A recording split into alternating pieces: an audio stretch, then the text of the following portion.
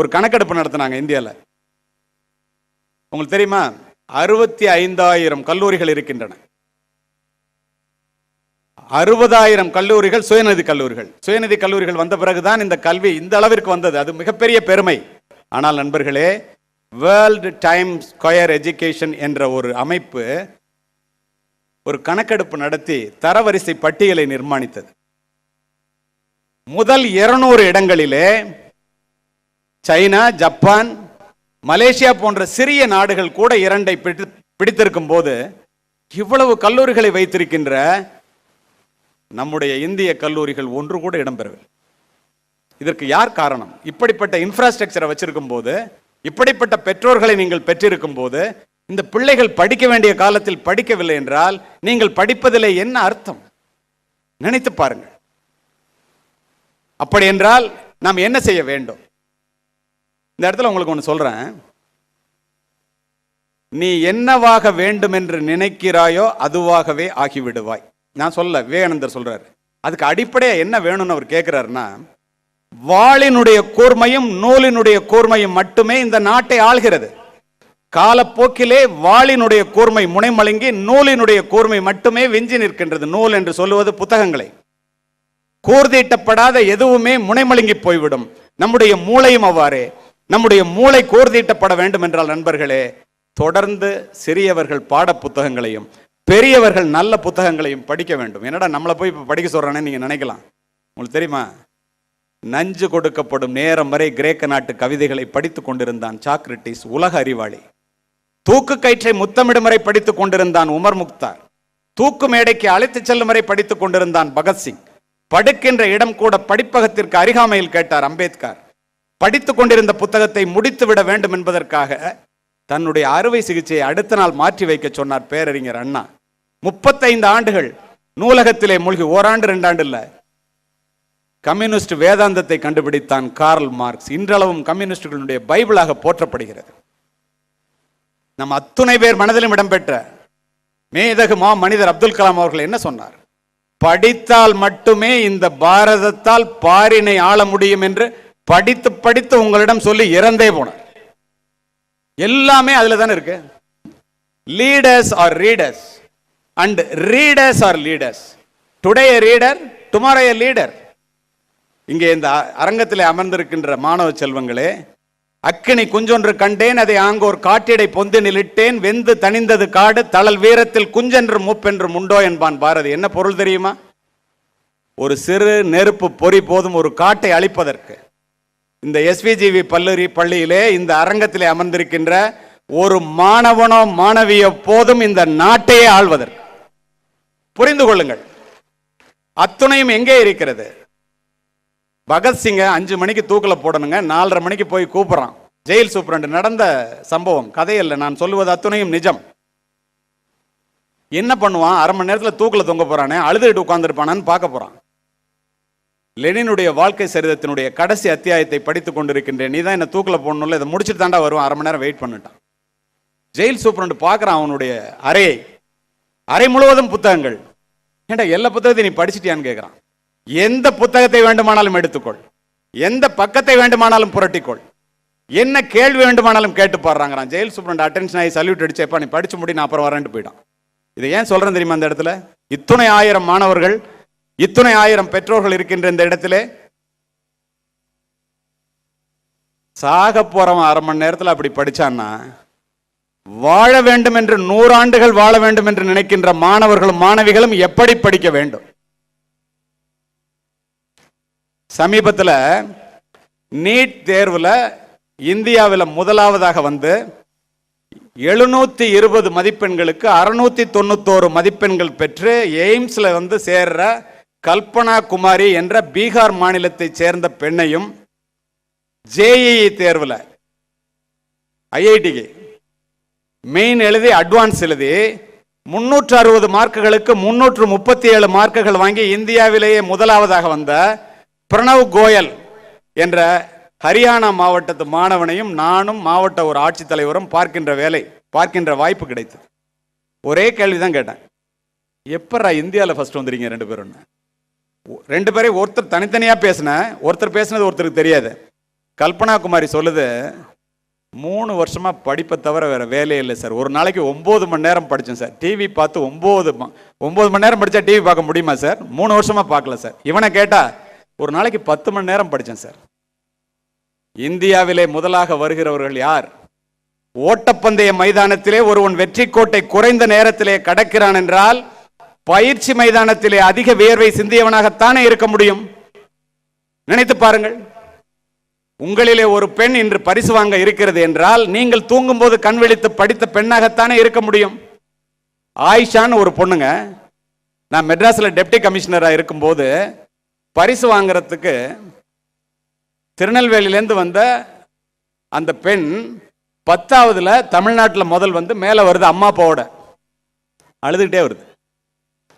ஏமா அழுவுற? State first வாங்கிட்டு. அது சொன்னிச்சு, சார் நீ ஃப்ளூக்கில் ஃபர்ஸ்ட் வந்துட்ட, +2லையும் ஃபர்ஸ்ட் வந்து காமி, அப்போதான் நான் வந்து நீ அறிவாளின்னு நம்புவோன்னு என் ஃப்ரெண்ட்ஸ் எல்லாம் என்னை கிண்டல் பண்ணுறாங்க சார், அதனால அழுதேன்னு. நான் சாதாரணமாக சொன்னேன். எனக்கு ஒருத்தர் சொன்னதை, நீ பெரிய முயற்சியிலே ஈடுபடும் போது இந்த உலகம் உன்னை பார்த்து வீண் முயற்சி என்று சொல்லும். நீ வெற்றி பெற்ற பிறகு இதே உலகம் உன்னை பார்த்து விடாமுயற்சி என்று பாராட்டும். போய் படிமா, உன்னால முடியும்னு சொன்னேன்.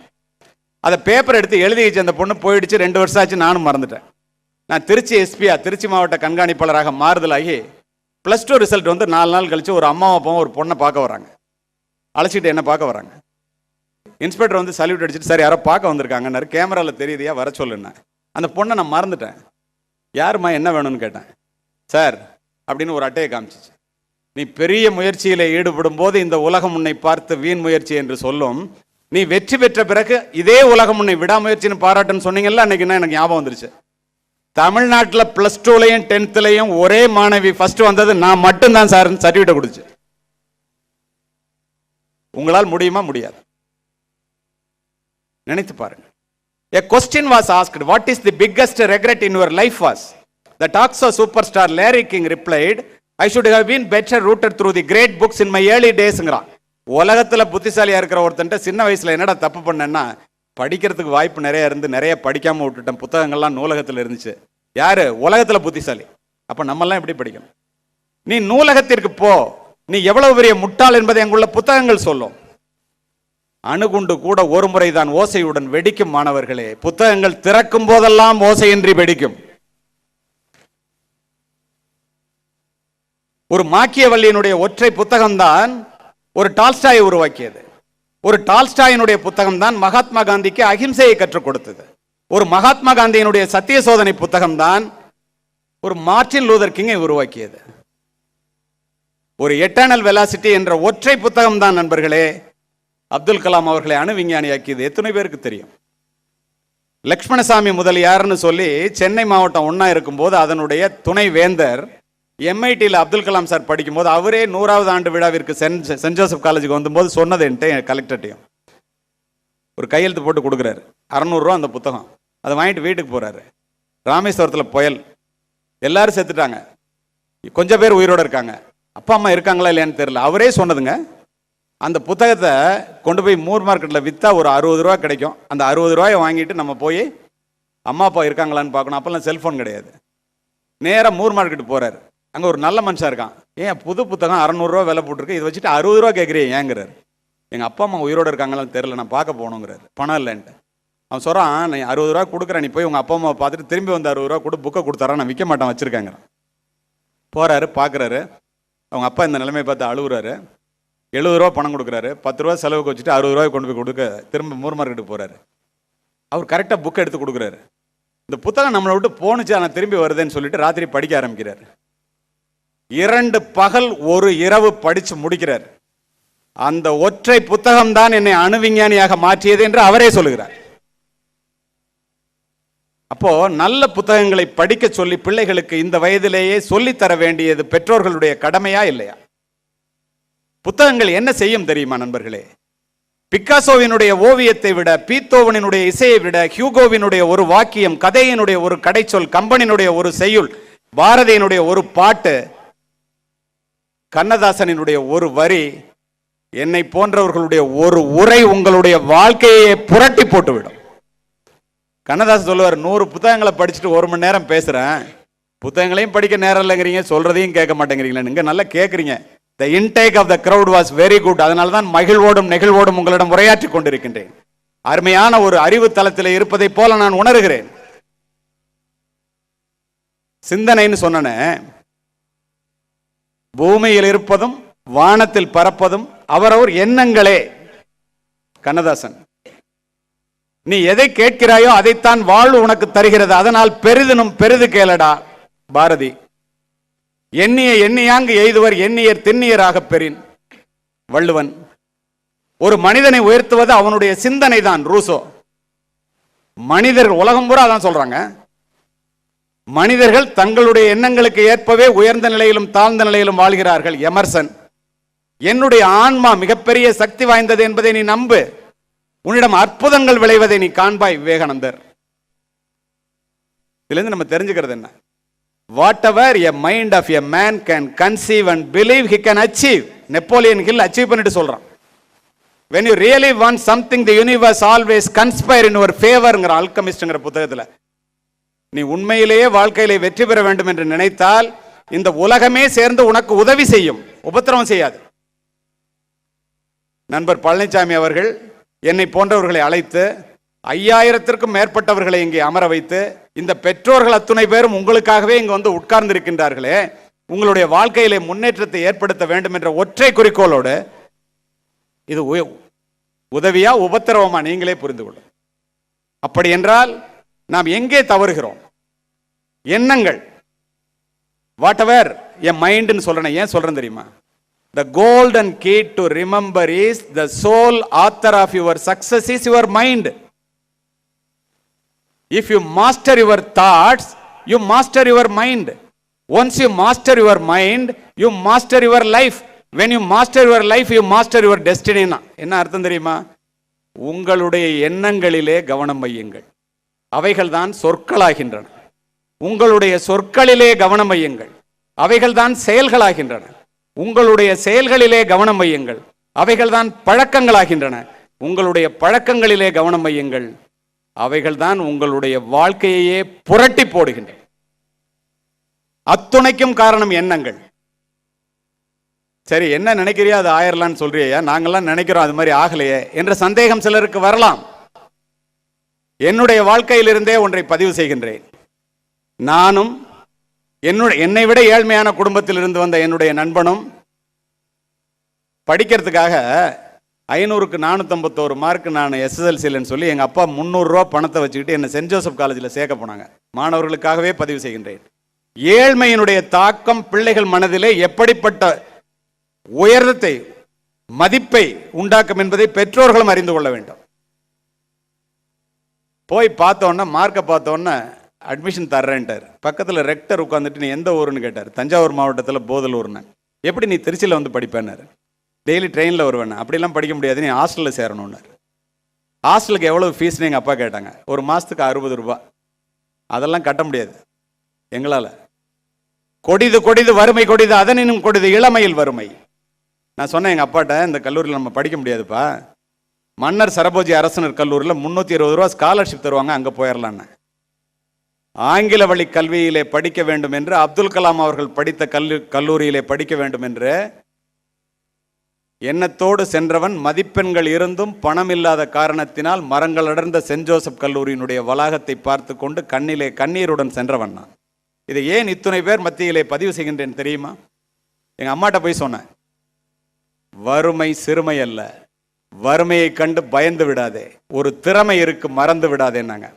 அப்படியே அதை ஏற்றுக்கொண்டு நண்பர்களே, எந்த சென்ட் ஜோசப் கல்லூரியிலே படிப்பதற்கு மதிப்பெண்கள் இருந்தும் எனக்கு வாய்ப்பு கிடைக்கவில்லையோ, அதை போல நூற்றுக்கணக்கான கல்லூரிகள் இருக்கின்ற அந்த மாவட்டத்திற்கே மாவட்ட கண்காணிப்பாளராக மாறி அந்த கல்லூரியிலே 3 முறை முக்கிய விருந்தினராக சென்று ஆசிரியர்களுக்கும் மாணவர்களுக்கும் உரையாற்றி இருக்கின்றனர். இங்க உள்ள வறுமையில் இருக்கிறவங்க யாராவது இருந்தீங்கன்னா, என்ன பெரிய ஆலமரம் ஒரு விதையில் தானே துவங்கியது, என்ன பெரிய சமுத்திரம் ஒரு துளியில் தானே துவங்கியது, என்ன பெரிய காவியம் ஒரு எழுத்தில் தானே துவங்கியது, என்ன பெரிய உலக சுற்றுலா ஒரு அடியில் தானே ஆரம்பிக்கின்றோம். நினைத்தால் முடியும். இதோடு அல்ல, என்னை அழைச்சிட்டு எங்கள் அப்பா தஞ்சாவூர் போனாங்க. மெடிக்கல் காலேஜ் பக்கத்தில் போய் பஸ்ஸை நிறுத்திட்டான்.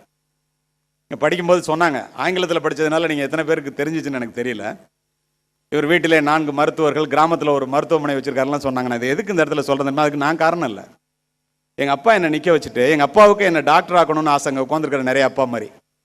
உங்கள் தாளாளருடைய பிள்ளைங்கள்லாம் டாக்டர் நான் கேள்விப்பட்டேன். உன்னை படிக்க வச்சு டாக்டர் ஆக்கிறதுக்கு என்கிட்ட பணம் இல்லை, உன்கிட்ட மதிப்பெண்கள் இருக்கு, என்னால் முடியலப்பா, உன்னை தான் டாக்டர் ஆக்க முடியல, இந்த மருத்துவக் கல்லூரியினுடைய சுவற்றையாவது தொட்டு பார்த்து விட்டு வருகிறேன் என்று மெடிக்கல் காலேஜ் செவுத்தை போய் தொட்டு பார்த்துட்டு அழுதுகிட்டே வந்தாங்க. எப்படி இருக்கும் எனக்கு யோசித்து பாருங்க. முந்திரி தோப்போலியே அடுத்த மன்னர் சரபோஜி அரசனர் கல்லூரிக்கு நடந்தே சென்றோம். இதை ஏன் இந்த இடத்துல பதிவு செய்யணும் தெரியுமா? பெற்றோர்கள் எவ்வளவு ஏழ்மையிலே முதுகெலும்பொடிய பாடுபட்டு முழு வயிறு காணாமல் உங்களை படிக்க வைக்கின்ற தாயையும் தந்தையும் நீங்கள் பெற்றிருக்கிற காரணத்தினால் இந்த பள்ளியிலே படித்துக் கொண்டிருக்கின்றீர்கள் என்பதை இந்த நேரத்திலேயே மனதிலே பதிய வைத்துக் கொள்ளுங்கள். நான் என்னுடைய மனைவியும் நானும் இந்த சம்பவத்தை என்னுடைய பிள்ளைகளிடம் சொல்லி சொல்லி வளர்த்த காரணத்தினால், மாணவர்களே மாணவிகளே, பிள்ளைகளும் படித்த காரணத்தினால் இன்று என்னுடைய வீட்டிலே 4 மருத்துவர்கள், நான் ஒரு மருத்துவமனைக்கு சொந்தக்காரன் என்றால் அத்துணையும் என் ஏழை தந்தை அன்று உண்டாக்கிய ஏழ்மையின் காரணமாக உண்டாக்கிய தாக்கமே காரணம். சரி, என்ன நினைக்கிறியோ அது நடந்துச்சா? நண்பனும் நானும் கல்லூரிக்கு போகும்போது எஸ்பி பங்களாவும் கலெக்டர் பங்களாவும் பக்கத்தில் இருக்கும். நான் காவல்துறை அதிகாரி ஆகணும். என் நண்பனுக்கு என்ன ஆசைன்னு எனக்கு தெரியாது. எப்போ பார்த்தாலும் ஒரு ஹிந்து பேப்பரை வைப்பான், ஒரு லைன் விடாமல் படிப்பான், கல்லூரி நேரம் போக நூலகத்திலேயே உட்காந்துருப்பான். அந்த காலத்தில் அப்படி கிராமத்துலேருந்து வந்தவன். ஒரு நாள் அந்த திரு வால்டர் தேவாரம் அவர்கள் 1968களிலே தஞ்சை மாவட்ட எஸ்பியாக இருக்கும்போது பெரிய மீசை வச்சுட்டு யூனிஃபார்ம் போட்டுட்டு ஒருத்தரை பார்த்தானே, ஒருத்தருக்கு ரோல் மாடல். வெளியில டெய்லி 9:30 மணிக்கு ஆஃபீஸ் போகிற அவரை பார்த்துட்டு தான் 10 மணிக்கு நான் காலேஜுக்கே போவேன். ஒரு நாள் காரை நிறுத்தினாரு. ஏன்டா 2 பேரும் காலேஜுக்கே போகிறதுலையே அங்கே ஏன் நிற்கிறேன்னாரு. நடந்த சம்பவம், கதையல்ல, நிஜம். உங்களை மாதிரி ஆகணும்னா என்ன சார் பண்ணணும்னு கேட்டேன். என் நண்பனை பக்கத்தில் நிற்கிறான். நீ என்சிசியில் போய் சேரு, ரைஃபிள் கிளப்பில் சேரு. இங்கே படிக்கும்போது சொன்னாங்க அகில இந்திய போட்டியில் 3 முறை தங்கப்பதக்கம் பெற்றவர்னு. அதுக்கு நான் காரணம் இல்லை, அவர் சொன்னார், அதெல்லாம் செஞ்சேன் நான். இப்போங்க என்னை மார்ச் பண்ணி அழைச்சிட்டு வந்தாங்களே, அந்த மாதிரி என்சிசிலாம் போய் சேர்ந்தேன். எல்லாம் முடிஞ்சு சர்வீஸ் கமிஷன் எக்ஸாம் வந்துச்சு. நூலகத்திலே படிக்கிற என்னுடைய நண்பனும் கல்லூரி நேரம் போக மைதானத்தில் இருக்கிற நானும் 2 பேரும் போனோம். காவல்துறை அதிகாரிக்கான சர்வீஸ் கமிஷன் எனக்கு கிடைச்சிருச்சு, அவனுக்கு கிடைக்கல. அவன் கொஞ்சம் கூட கவலைப்படலை. நான் சொன்னேன், ஏன்டா எப்போ பார்த்தாலும் நூலகத்திலே உட்காந்தியே, இண்டோரில் தானே அவள் நிறைய மார்க் வாங்கியிருக்கேன், அவுட்டோரில் குறைஞ்சிட்டல, என்னோட வந்திருக்கலான்னு அவன் அதை பற்றி கவலையே படலை. பல இடங்களிலே பணிபுரிந்து பயிற்சிக்கு பிறகு நண்பர்களே, சிறப்பு பதவி உயர்வை பெற்று எந்த எஸ்பி பங்களாவை பார்த்து கொண்டு ஒரு ஏழை நாட்டுப்புறத்து சிறுவனாக கல்லூரிக்கு சென்றேனோ, சிவப்பு விளக்கு சுழல அதே கல்லூரியிலே போன வழியிலே இருந்த அந்த எஸ்பி பங்களாவிலே அந்த மாவட்டத்தினுடைய கண்காணிப்பாளராக குடிபுகுந்தவன் நான். இதை எனக்காக சொல்ல, பதவியேற்று முடித்துவிட்டு மரியாதை நிமித்தமாக மாவட்ட ஆட்சித்தலைவரை பார்ப்பதற்காக கலெக்டர் அலுவலகத்திற்கு சென்றேன் நண்பர்களே. நூலகத்திலே அதிக நேரம் படித்த என்னுடைய நண்பன் மாவட்ட கலெக்டராக அமர்ந்திருந்தான். ஒன்று பெருசா நினைச்சது நடக்கும். ஐஏஎஸ் ஆகணும், ஐபிஎஸ் ஆகணும்னு சின்னதாக நினைக்காத. நீ எதை கேட்கிறாயோ அதைத்தான் வாழ்வு உனக்கு தருகிறதுன்ட்டான். எஸ்பி ஆகணும்னா கிரவுண்டில் இரு, கலெக்டர் ஆகணும்னா நூலகத்தில் இரு. 2 இல்லாமல் ரோட்டில் இருந்தால் கடைசி வரைக்கும் ரோடு தான். நன்றாக மனதிலே பதிவு செய்து கொள்ளுங்க. அப்பாட்ட பணம் இருக்கலாம், வசதியான குடும்பத்திலிருந்து வரலாம், அது வல்ல வாழ்க்கை. சரி, இந்த இடத்தை அடையறதுக்கு நம்ம மனசு எப்படி நமக்கு உதவி பண்ணுது? மனித மனதினுடைய வலிமை மிக பெரியது. அதனுடைய வலிமையை பெரியவர்களும் சரி சிறியவர்களும் சரி உணராத காரணத்தினால் நம்முடைய எல்லைக்கோட்டை நாமே சுருக்கிக் கொள்கிறோம். எப்படி? நீ உன்னுடைய மனதை கட்டுப்படுத்து, இல்லாவிட்டால் உன்னுடைய மனம் உன்னை கட்டுப்படுத்தி விடும்.